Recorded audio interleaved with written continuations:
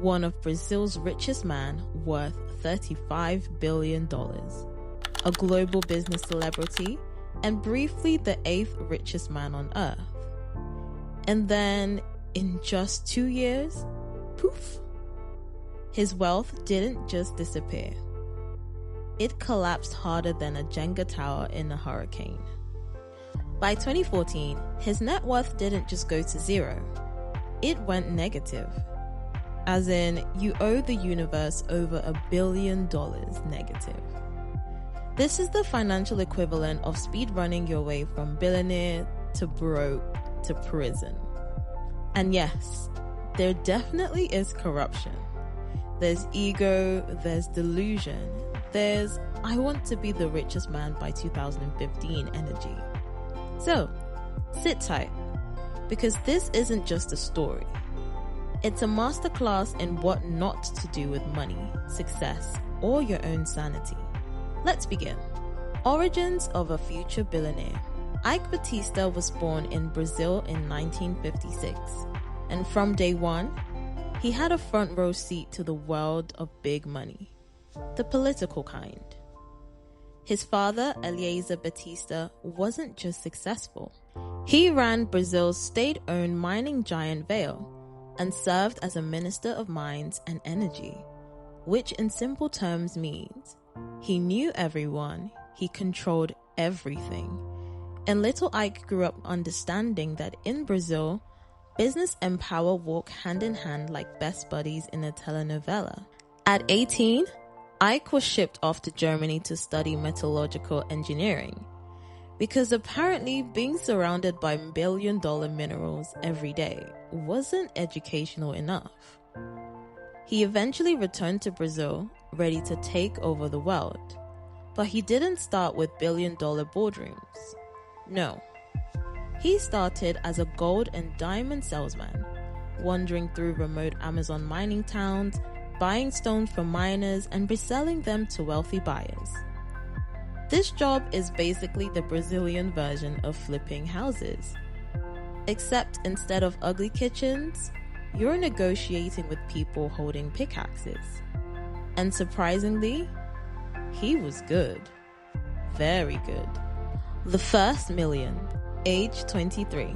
By age 23, he launched his own gold trading firm, Ortrum Aurum, which sounds less than a company name and more like a Harry Potter spell.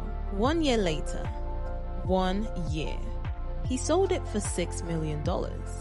Fun fact, most 23-year-olds are trying to figure out life. Eike was already figuring out how to become a millionaire again.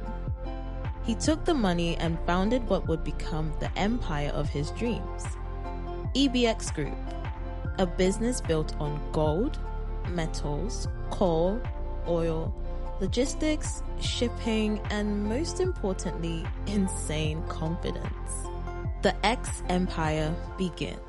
Eike didn't just build one company, he built 5, each ending with the letter X, because in his mind, X represents the multiplication of wealth. Which is funny because later it also represented the multiplication of debt.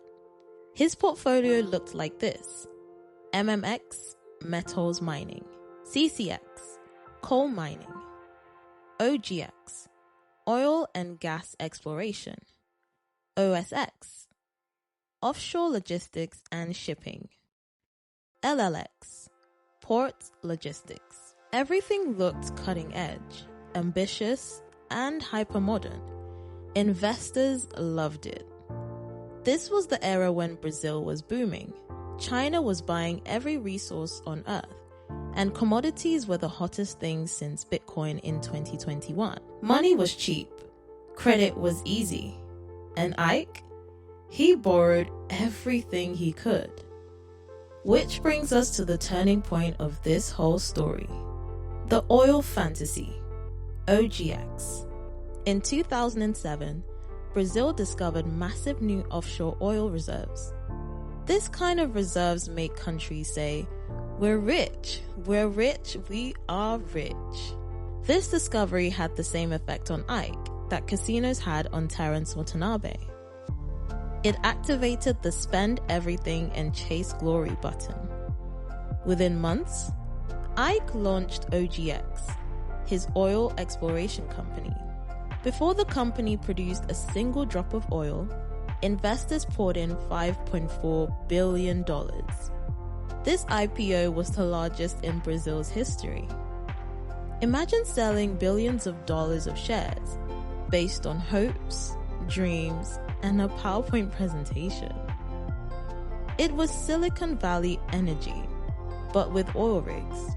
Ike eventually hired a former CEO of Petrobras to give OGX credibility. And before long, analysts were valuing his company at $45 billion. And here's where things go from optimistic to unbelievable. OGX claimed they could eventually produce 750,000 barrels of oil per day. That would make them one of the biggest oil producers on the planet. There was only one tiny problem. They were wrong. Like, really wrong. The Grand Collapse. By 2013, after billions invested and endless hype, OGX was producing, wait for it, 15,000 barrels a day. Not 700,000, not even 70,000. 15,000. That's 2% of what they promised. Their wells were basically expensive water fountains. Investors were furious. The stock collapsed 90% in months. Debt payments were missed, and OGX declared bankruptcy. The biggest in Latin America at the time. When the oil giant fell, the rest of the EBX empire crumbled like soggy biscuits. OSX collapsed. MMX collapsed. CCX collapsed. LLX collapsed. Ike's entire net worth, all $35 billion, evaporated. By 2014, he had a net worth of minus $1.2 billion, which is a polite way of saying you owe more than you'll ever earn in 10 lifetimes. Corruption, bribes, and the police raid. As if losing billions wasn't enough, Brazilian authorities soon came knocking. Police raided his home, seized his Lamborghini Aventador, and uncovered suspicious transactions. Turns out, Ike had allegedly bribed the governor of Rio de Janeiro with $16 million in exchange for government contracts. This was part of Brazil's massive anti-corruption crackdown, known as Operation Car Wash, which arrested over 1,000 officials and executives. Ike fled to New York, probably thinking, America will save me. But surprise, Brazil and the US have an extradition treaty. He was arrested, sent back, put on trial, and given a 30-year prison sentence. Considering he'd be around 90 when released, let's just say he's not rescheduling a comeback tour. Mindset lessons. The mindful millionaire takeaways. Eike Batista's story isn't just about business failure. It's about ego, leverage, and unchecked ambition. Here are the real lessons. Rapid success creates dangerous confidence. When things go right for too long, people start believing they're invincible. Ike believed he could build anything. Mining, ports, oil rigs, even when he had zero experience. Success without humility is a trap. Debt is gasoline on both winners and losers. Debt helped Batista scale fast, but when things went bad, it crushed him. Never borrow more than what your worst case scenario can handle. Growth for the sake of growth is poison. EBX expanded because it looked good, not because it made sense. Business must be built on reality, not vibes. Corruption and shortcuts always catch up, especially in today's world. Transparency isn't optional anymore. it's survival. Diversification only works if you understand what you're diversifying into. A mining tycoon trying to run offshore oil operations is like a dentist trying to perform heart surgery.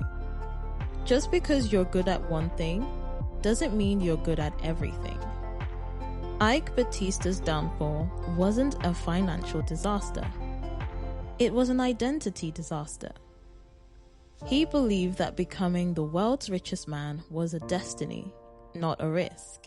He mistook optimism for strategy, confidence for competence, ambition for inevitability, and when reality arrived, it didn't knock.